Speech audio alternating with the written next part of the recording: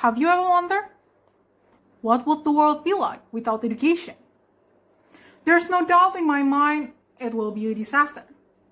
Ladies and gentlemen, the need for education is more than necessary. It's extremely important. Nelson Mandela, one of the most inspirational leaders in history, once said, "Education is the most powerful weapon which you can use to change the world."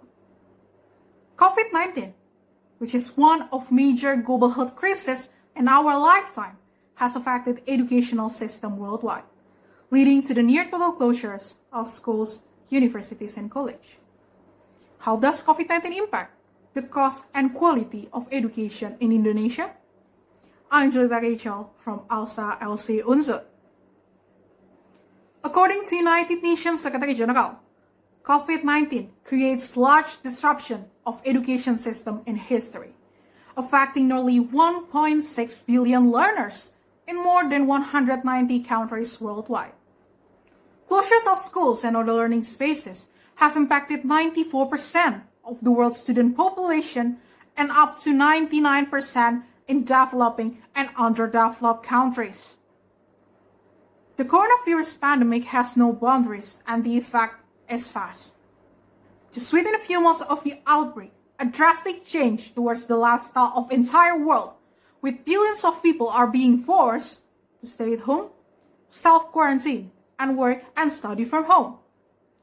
Not only causing a total lockdown in many countries, COVID-19 also causing thousands of people dead. So we all know how dangerous and serious the situation we are facing.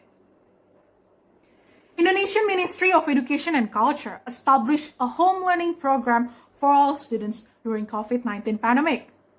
But unfortunately, most of the students agreed that online classes are not effective in educating them. Online classes require either a laptop or a computer and a reliable internet connection, and causing more spending on internet quota. Not all students have access to this type of resources, and it puts them into a disadvantaged situation. Take a sample from Fortunato Sekolah, a student from Kupang, Nusa Tenggara, who's struggling to follow online classes because he doesn't have a smartphone. His smartphone was broken before online classes started, and because of that, he should borrow the smartphone from his friend and his neighbor. But of course, he also should buy internet quota. His father is poor and has diabetes for years, and his mother passed away since 2011. So that's why it's difficult to him to buy internet quota. I strongly believe that Poland is one of many cases that exist in Indonesia. Not only online classes have internet signal and internet quota problem, but also difficulties in understanding the materials. And so many teachers give a lot of tasks with short deadline. We also can't ignore the fact that so many students have to work to help their parents because of this situation. Ladies and gentlemen, as I've mentioned before, with home learning program, the quality of our education is decreasing. Meanwhile, we already know that education has an important meaning for the life of the nation's future generation. The decreasing quality of education can be seen in several cases, such as where some lecturers only provide the material to students and do not carry out their obligation to explain the material to the student. However, it is also very unfortunate that most students can only remain silent and do not speak up and claim their rights to receive education from the lecturers. Ladies and gentlemen, in my point of view, there must be a standardization from the Ministry of Education and Culture related to what methods and facilities will be used during online classes. There must be a clear standardization and clear definition. What is online teaching and learning like? How to measure the success? What parameters are used? And how to ensure that facilities provided can be accessed by all parties?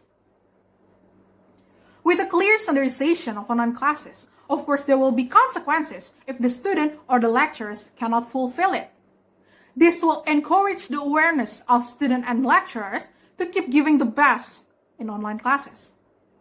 With this standardization, there will be a legal certainty for both students and lecturers. After many student release in some cities, Indonesia Minister of Education and Culture, Nadiem Makarim, was finally responding to the situation. He released a policy that provides tuition fee cutting for college students. This policy is for students who are experiencing financial constraint due to COVID-19 pandemic and regulated in Permendikbud number 25, year 2020. Through this regulation, Nadiem Makarim gives internet quota subsidy. Ladies and gentlemen, in my point of view, the tuition fee cutting policy is actually quite unfair. Why? Because in that policy, those who have the right to receive tuition fee cutting are only students who are academically affected by COVID-19. I'm pretty sure you must be asking and wondering why that the policy is unfair. Let me explain about it. Ladies and gentlemen, we need to see the other perspective. Let's talk about students who are not academically affected by COVID-19. They should pay a regular tuition fee, right? They should pay tuition fee as much as tuition fee with regular classes. So, how to measure the cost of education which they should pay is equal with the quality of education they get? Because we know they do not get the facilities from their campus. Doesn't it feel like very expensive for them? Because students do not use facilities from their campus, but the costs that must be paid are the same like regular classes? Would the quality tends to decrease and the access of facilities for online classes are entirely the responsibility of students? Ladies and gentlemen, I know that campus has operational costs, such as fixed costs, which are fees that must be paid by the campus. But how about the variable costs? How about the other costs that don't have to be paid because teaching and learning processes use online classes? So there must be a clear calculation and calculation adjustment. Whether the component of the tuition fee that students have to pay is equal with the quality of education they get, and whether the component of the tuition fee that students have to pay is equal with the accumulated adjustment cost of quota subsidy provided by Nadiem Makarim. So as long as the number of campus operational costs and quota subsidy costs are smaller than the tuition fee that students have to pay, it means students who are not academically affected by COVID-19 also have the right to get tuition fee cut.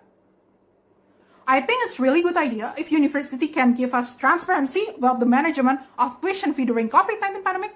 However, universities strongly disagree with this idea. Without a clear standardization and clear definition of online classes, it ignores the right for education for all students. Right for Education Indonesia, regulated in the Constitution of Republic of Indonesia, Article 31.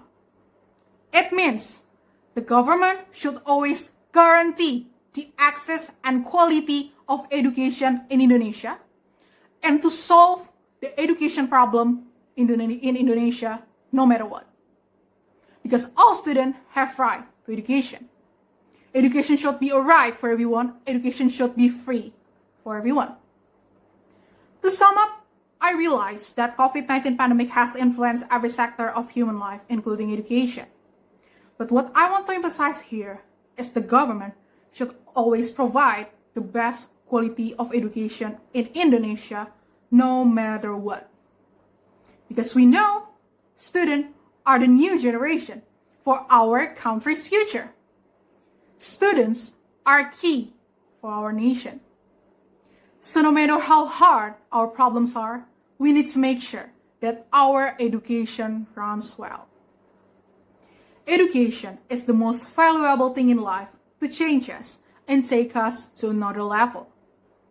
So, let's create an incredible generation together. Like what they're gonna say, the foundation of every state is the education of its youth. I'm Jelita from ALSA LC Unpad. Thank you.